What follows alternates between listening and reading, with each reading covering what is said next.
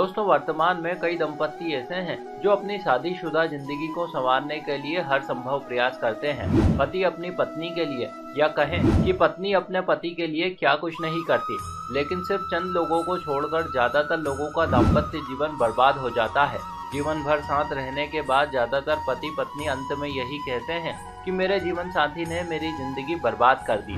भले ही पत्नी लाख कोशिशें कर ले, लेकिन फिर भी वो अपने पति का दिल नहीं जीत पाती, क्योंकि यही हाल पतियों का भी होता है। वैसे आज हम आपको भामती और वाचस्पति मिश्र नामक दंपत्ति की एक ऐसी अद्भुत कथा सुनाने जा रहे हैं, जिसे सुनकर आपको ये पता चलेगा कि कैसे पति का प्यार पाया जाता है और कैसे किसी पत्नी के हृदय में वास किया जाता है। लेकिन कथा शुरू करने से पहले यदि अभी तक आपने इस चैनल को सब्सक्राइब, वीडियो को लाइक व शेयर नहीं किया है तो जल्दी से कीजिए, ताकि आगे भी आपको सनातन धर्म से जुड़ी ऐसी ज्ञानवर्धक व रोचक जानकारियां प्राप्त होती रहे।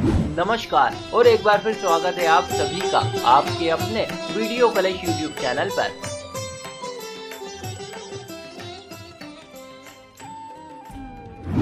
प्राचीन काल की बात है। मधुबनी के समोल नामक ग्राम में एक साधारण सा ब्राह्मण दंपत्ति रहता था। उनका एक पुत्र था जिसका नाम था वाचस्पति मिश्र। बचपन से ही वाचस्पति को पढ़ने लिखने में बहुत रुचि थी। बाल्यकाल में उसने कई शास्त्रों पर टीकाएं लिखी थी। साथ ही अब वो ब्रह्म सूत्र पर लिखने की सोच रहे थे।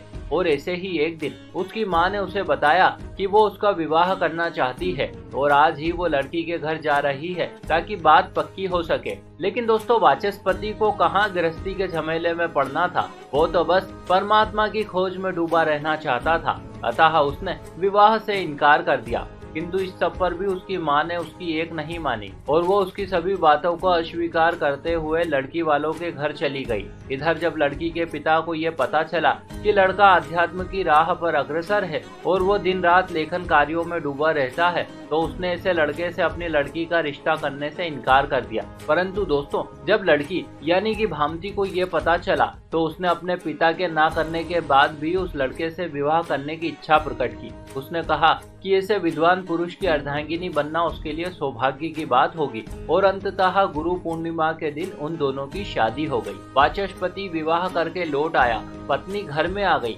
लेकिन उसे इस सब का ख्याल भी ना रहा और रहता भी क्या, ना उसने विवाह किया था ना हाँ भरी थी। अगले ही दिन वो अपने काम में लग गया। इतना ही नहीं, अपितु वो ब्रह्मांडवेशी ब्रह्म और ब्रह्मांड के रहस्यों को जानने में इतना तल्लीन हो गया कि उसने अपनी पत्नी से दो शब्द तक नहीं कहे। और इस प्रकार से दोस्तों, धीरे धीरे करके समय यूं ही बीतता चला गया।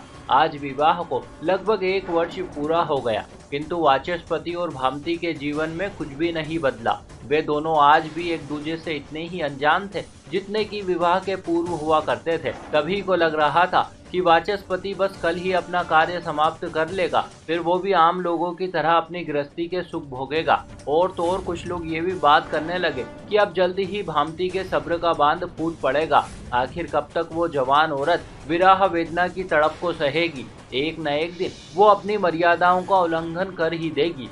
लेकिन दोस्तों, दूसरों के कहने से भला क्या होता है। जिनके इरादे मजबूत होते हैं वो समाज द्वारा बनाए गए सीधे सरल रास्तों पर चलने के बजाय अपना रास्ता खुद बनाने में विश्वास रखते हैं। बस ऐसी ही कुछ बात थी भामती में। संभवतः इसी वजह से तो ये 1 वर्ष कब 10 वर्षों में परिवर्तित हो गया पता ही नहीं चला। हालांकि इन 10 वर्षों में बहुत कुछ तो नहीं बदला, किंतु हाँ, वे लोग जो सांझ सवेरे उस दंपत्ति पर अपनी ऊंची टिप्पणियां करते थे, उनका नजरिया अवश्य ही बदल गया था। वे उन्हें अब सम्मान की दृष्टि से देखने लगे। वाचस्पति के माता पिता का भी स्वर्गवास हो गया। अब ऐसे में घर गृहस्थी को संभालने की सारी जिम्मेदारी अकेली भामती पर आ गई।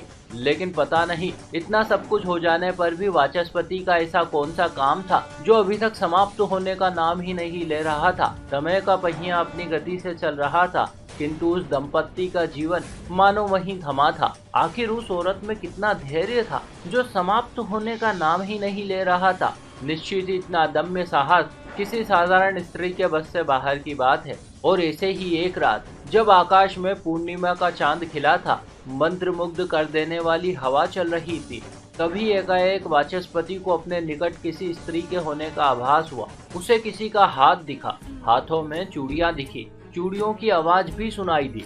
पता नहीं आज ऐसा क्या था, क्योंकि भामती तो रोज ही ऐसा करती थी। जब रात को वो अपना काम पूरा करके उठता था तो वो उसे प्रकाश दिखाती। ताकि वो अपने बिस्तर तक जा सके। सुबह उसके जागने से पहले वो उसके नहाने के लिए जल का प्रबंध करती, लेखन कार्यों के लिए बैठने से पहले साफ सफाई व लेखन सामग्री का प्रबंध करती, वातावरण सुगंधित बनाने के लिए वहाँ पर पुष्प रखती और तो और दोपहर के समय 2 पैसे कमाने के लिए थोड़ा बहुत कार्य भी करती ताकि गृहस्थी का खर्च चल सके।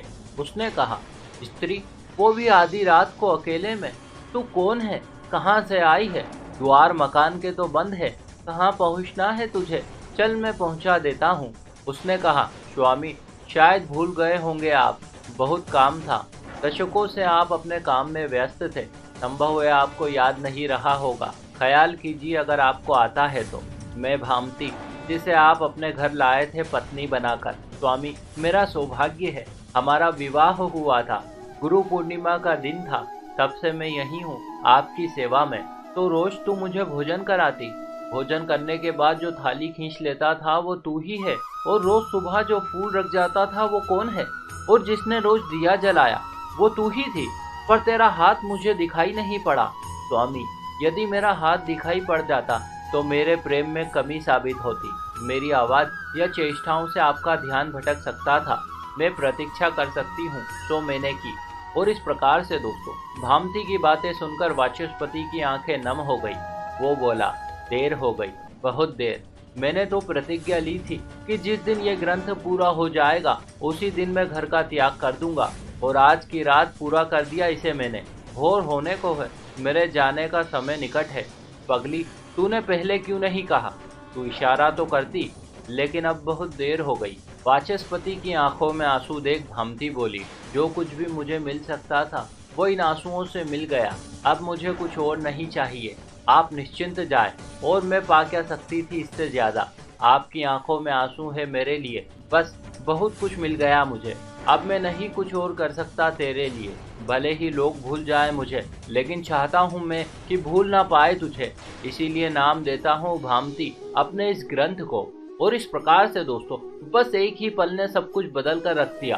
भामती को मानो स्वर्ग मिल गया था, इतना सम्मान, इतना प्रेम। जिस ग्रंथ की रचना में वाचस्पति ने अपना जीवन दांव पर लगा दिया, उसे अब संसार भामती के रूप में पहचानने वाला था। उसी क्षण भामती ने वाचस्पति को जितना पा लिया, उतना शायद हजारों वर्षों तक चेष्टा करने के बाद भी कोई स्त्री किसी पुरुष को नहीं पा सकती। उस क्षण में वाचस्पति जिस तरह समा गया भामती के हृदय में, वैसे किसी पुरुष को कोई स्त्री कभी नहीं पा सकी होगी। तो दोस्तों, ये थी कथा भामती के अद्भुत समर्पण और वाचस्पति के कर्मण्यता की। आशा करते हैं आपको हमारा प्रस्तुतिकरण व प्रयास जरूर अच्छा लगा होगा। आपने हमें इतने प्रेम से सुना, इस सब के लिए आपका बहुत बहुत आभार। हम जल्दी ही मिलेंगे आपसे अगले वीडियो में।